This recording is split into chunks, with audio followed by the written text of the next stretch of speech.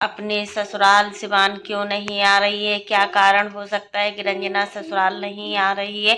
Hi friends, welcome back to my YouTube channel. कैसे हैं आप सभी? आई होप आप सभी अच्छे होंगे। तो फ्रेंड्स, अगर आपने मेरे चैनल को सब्सक्राइब ना किया हो तो आप लोग मेरे चैनल को सब्सक्राइब कर दीजिएगा, बेल आइकन के बटन को प्रेस करना मत भूलिएगा, ताकि आपको मेरी जो भी नई नोटिफिकेशन है वो टाइम पर मिलती रहे। जैसा कि रंजना अभी मायके में है, रंजना का 8वां महीना चल रहा है, डिलीवरी का टाइम नज़दीक आ गया है और रंजना अभी भी मायके में है। क्या आंटी जी यही चाहती हैं कि उनकी बहू की जो डिलीवरी हो वो मायके में हो, या क्या कारण है जो रंजना आ नहीं रही है?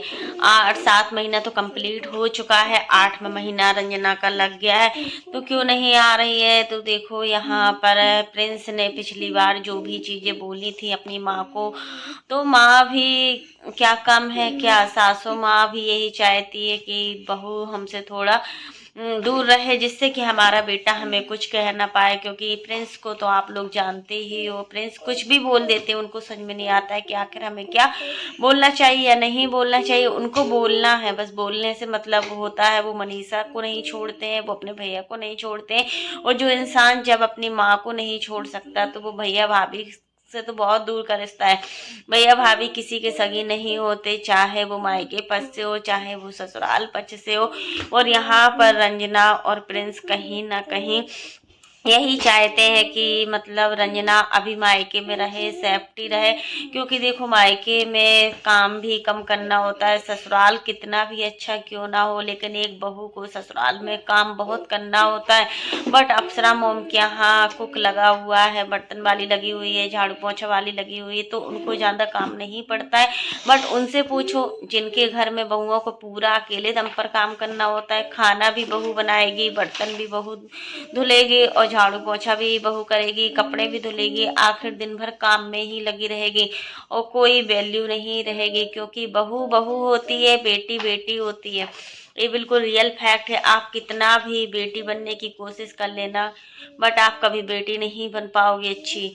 बहू बहू ही होती है, बहू को बहू की नज़रों से ही देखा जाता है। इसलिए प्रिंस चाहता है कि उसकी वाइफ जितना लंबा टाइम हो उतना अपने मायके में रहे। जब प्रेगनेंसी का टाइम आ जाएगा तो रंजना की डिलीवरी अब पता नहीं मायके से होना है या फिर ससुराल से होनी है। कहाँ डिलीवरी कराएंगी अप्सरा मोम?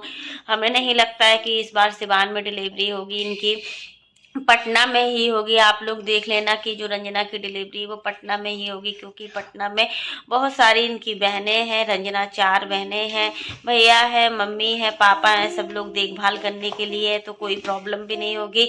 और फिर प्रिंस यही चाहते हैं कि रंजना की डिलीवरी पटना में हो, क्योंकि सिवान में उतने अच्छे डॉक्टर भी नहीं है, उतने अच्छे हॉस्पिटल भी नहीं है, और पटना इतनी बड़ी सिटी है। रंजना पटना की है, पटना तो बहुत ही बड़ी कैपिटल है बिहार की, तो कोई छोटा मोटा शहर तो है नहीं है। वहाँ अच्छी से अच्छी केयरिंग हो जाएगी, बेबी भी अच्छे से हो जाएगा।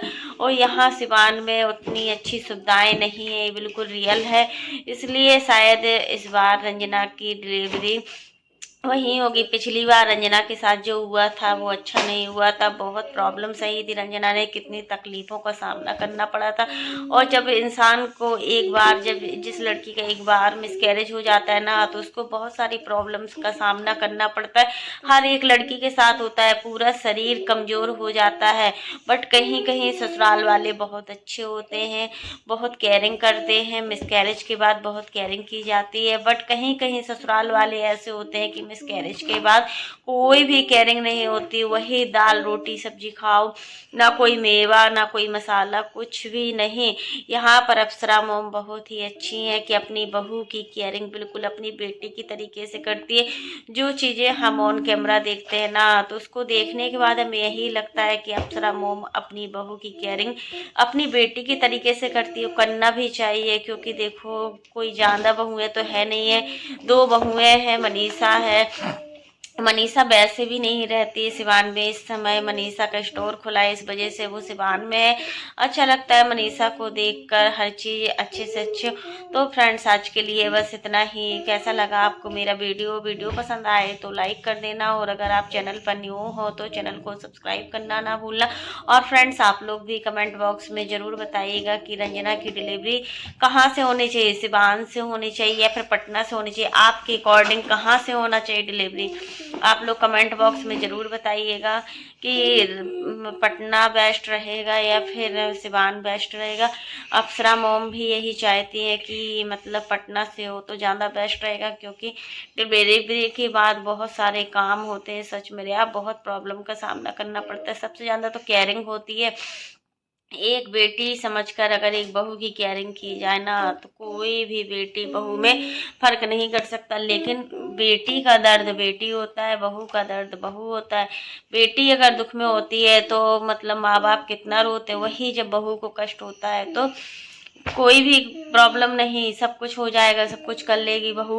ये चीज़ें होती हैं हर घर में, वही सब कुछ, हर घर की वही कहानी होती है कि बेटी बहू में इतना मतभेद किया जाता है। तो फ्रेंड्स कहीं ना कहीं स्वच्छता भी है, स्वच्छता के साथ जो भी चीज़ें हैं मतलब स्वच्छता भी आएंगी। पहले से उन्होंने बोला है कि जब नन्ना मुन्ना मेहमान आ जाएगा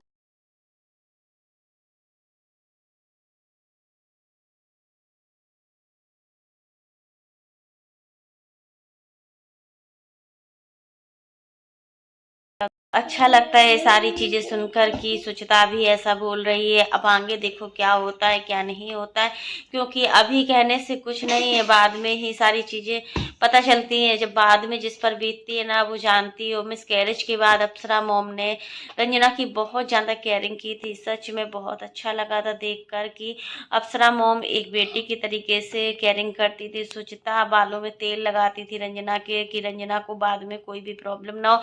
वो मिसकैरेज या डिलीवरी के बाद जितना हमारे सिर पर तेल जाता है ना उतना ही अच्छा होता है। तेल रखना बहुत ही फायदेमंद होता है, नहीं तो बाद में सिर दर्द जैसी भयानक दर्द होना स्टार्ट हो जाते हैं। और सच में आज मनीषा जो भी तकलीफ से गुजर रही है ना, तो मनीषा को कितना कुछ बोला जा रहा है, कितने लोग बच्चे को लेकर मनीषा को बोलते हैं। तो राज फैमिली में नन्ना मुन्ना मेहमान आने वाला है, सब लोग खुशियों से भरपूर हैं और खुशियाँ बहुत बड़ी है, इसलिए एंजॉय करें। क्योंकि खुशियाँ, छोटी छोटी खुशियों चीज़ों में जब खुशियाँ ढूंढते हैं ना तो सच में वो अलग ही बात होती है, अलग ही लगता है, माहौल अच्छा लगता है। तो फ्रेंड्स आज के लिए बस इतना ही। तब तक के लिए बाय, टेक केयर। और इसी प्रकार की नई नई वीडियो को देखने के लिए आप मेरे चैनल पर बने रहिएगा और मेरे चैनल को ज़्यादा से ज़्यादा सपोर्ट कीजिएगा। तब तक के लिए बाय, टेक